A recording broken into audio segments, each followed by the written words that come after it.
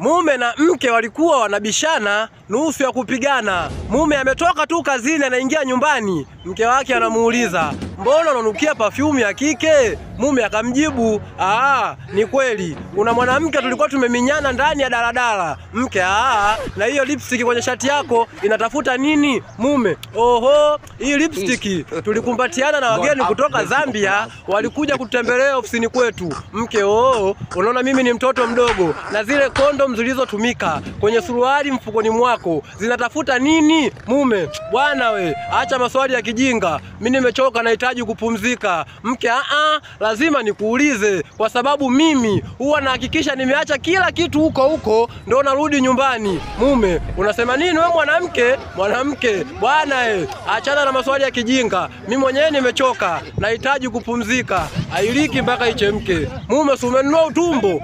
Usiogope nzi sasa. Paka haelewi kama hizi mboga ni za jioni."